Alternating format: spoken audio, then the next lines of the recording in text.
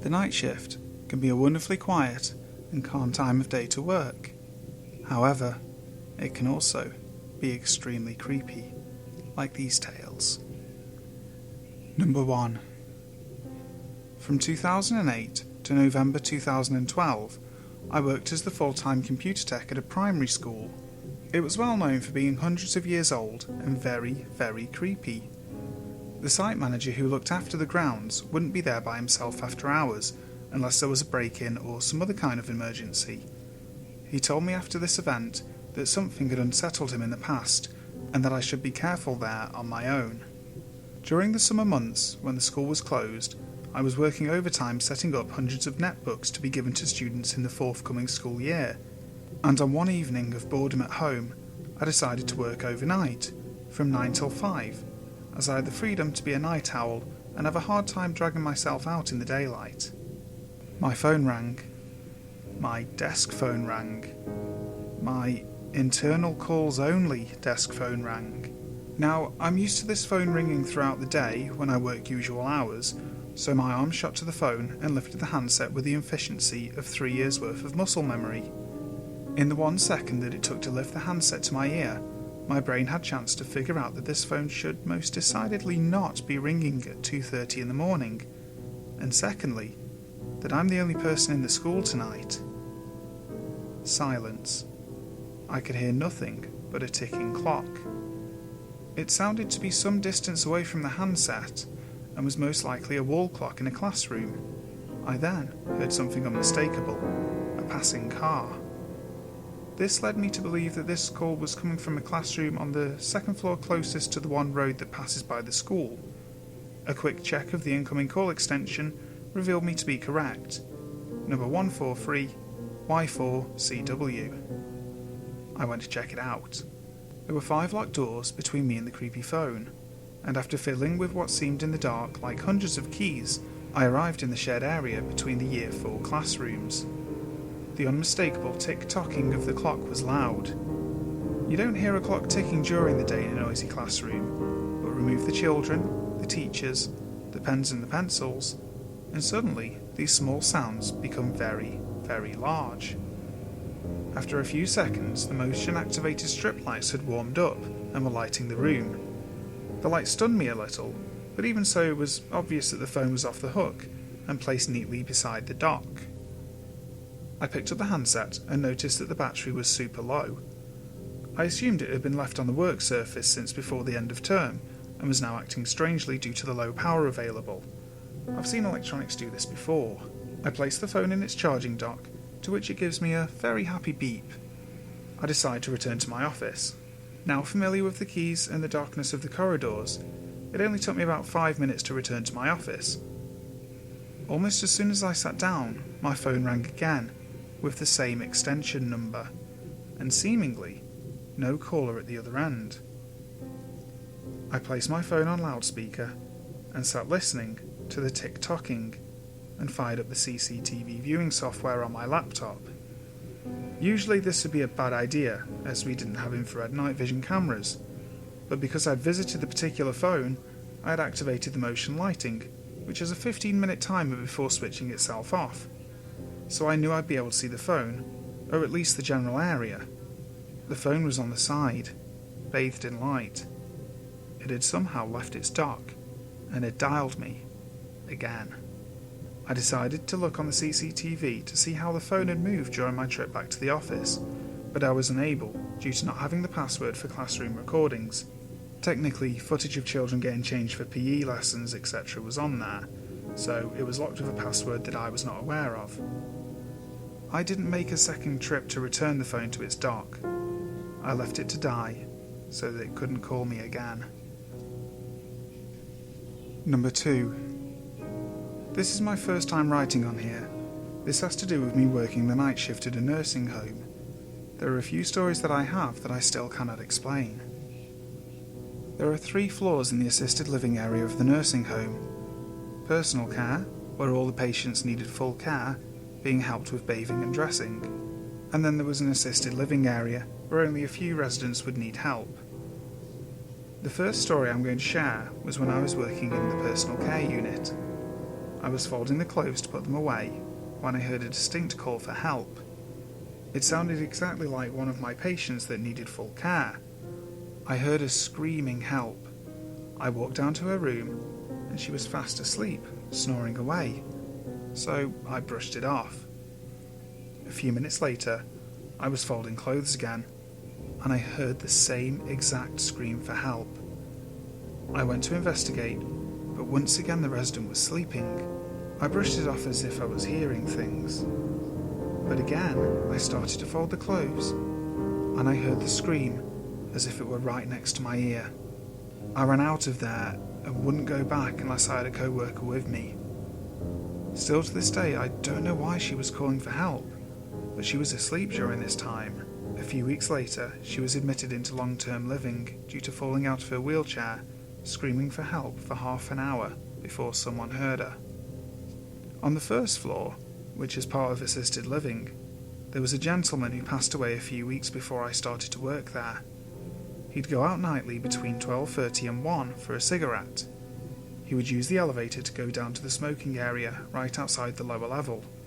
Now, with the elevator, it dings every time you press a button, like when you're opening the door, or when the door opens, it makes this dinging sound every time. Well, after he passed, we used to see his call bell go off and light up almost nightly. That stopped after another resident was living in that room, but every single night, between 12:30 and 1 a.m, we would see the elevator door open and close without making a sound. Exactly 15 minutes later, it would come back up to the first floor and open and shut again without making a single sound. We would all just tell Larry to enjoy his smoke, and when he returned, we would welcome him back.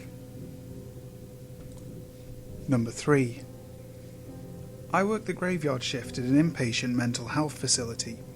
We specialise in mental health and substance abuse rehabilitation. Because some of our patients are in danger of hurting themselves or others, it's my job to check their disposition every 15 minutes. I open the door, shine my light on the beds, and make sure they're still breathing. Well, it was the weekend, and we'd just got 2 patients suffering from a schizoaffective disorder in, and we had to put them into the same room. I thought it was marginally interesting because they both claimed to be Jesus, and I was curious to see how it'd play out. So I'm doing my rounds at about 3 in the morning, and I open the door to see one of the patients crouched on the ground. He's down gorilla style, squatting with his knuckles on the floor. He doesn't respond to me shining my light at him, so I say, "Hey buddy, are you okay?" He continues to stare unblinking at me, not making any movements. This isn't too uncommon, but it was pretty fucking creepy. I decided to move in and see if I can redirect him back to his bed. As I step into the room, his roommate, who had been hiding behind the door, jumps on my back and starts to choke me out from behind. Panicking, I use his momentum and give him a little hip toss so he goes rolling off my back and onto the floor. I call for backup, and then the attacker scuttles across the floor to his friend and crouches next to him in the same stance. And I realise I don't get paid enough for this shit. It turns out they had conspired together and decided I was the Antichrist and needed to be eliminated. It wasn't the attack that bothered me, it was how coordinated it was. Number 4. Last night was just like any other night at work. At least I thought it was going to be. I work nights. Don't get me wrong, I love working at night. I've never been much of a daytime person. I arrived at my post around 1900 hours and proceeded with an inspection and count of inmates present. I returned to my desk to get my paperwork in order and to log into the computer. In front of my desk there's a recreation yard door with shatterproof windows that make up about 70% of the door. It's this way so we can observe the inmates while they're on the recreation yard doing whatever. The yard had a basketball pole and in the corner a water fountain. I was in the middle of logging into the computer when I heard a loud thud against the doors and watched a basketball falling away from them and simply stop in its place shortly after hitting the ground. The only question in my mind was, who the hell threw the basketball? At night, no inmates are allowed on the recreation yard. I went out to the yard and just looked around. It's a large area, but completely surrounded with concrete and shatterproof glass windows, with a razor wire and chain link for a ceiling. I looked around, but there wasn't even the slight hint of someone else being out there, so I just stood around for a while, enjoying the slight feeling of being outside. While I was just hanging out, I looked back at the basketball and observed it starting to move in odd directions. I say this because the floor slopes into a drain at the centre of the yard. I watched for about a minute or two as the basketball went up the slope, zigzagged round the yard, and between several other balls that were on the floor. All in all, it was an interesting sight to be seen. Trying to rationalise the situation didn't really help. There's not much room for wind to reach the floor level of the yard, and besides that, it wasn't even windy in the slightest. I've seen odd things happen here before, so it really didn't surprise me as much as it should have, so I returned to work. The rest of the night was running smoothly. All was quiet, and I was reading a hunting book and just kind of relaxing. It started raining at 3:30. I could hear the thunder and see lightning, which was kind of ominous when shown through chain and razor wire. It was just a normal storm here in sunny Florida.